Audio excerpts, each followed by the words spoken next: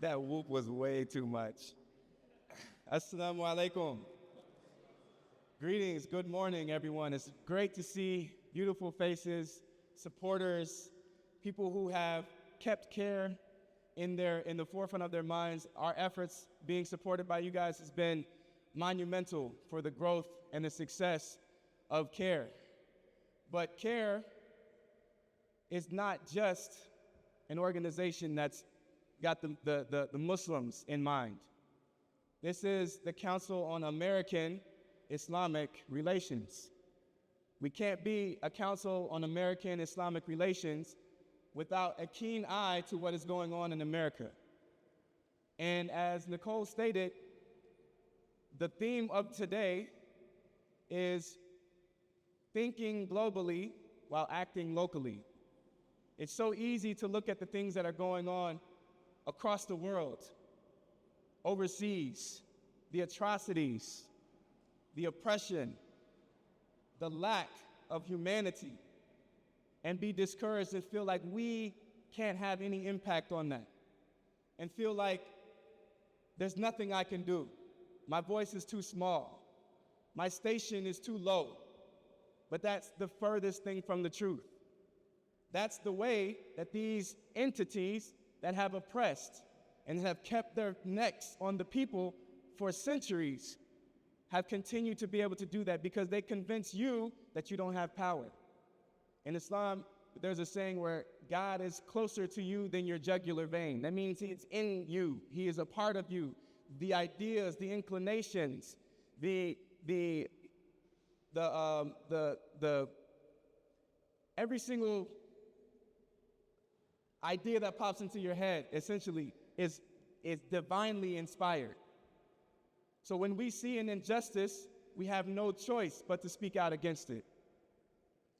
And we start with our own dollars. Those are the first votes that we cast are with our dollars. Shout out to everybody in here who's organized against our dollars going to organizations or to entities or to politicians or to governments that use our dollars for atrocities. We want to make sure that we continue this same spirit in all of our actions. We continue the same spirit when we go to the polls in June, when we go to the polls in November, and when we go to the polls in February.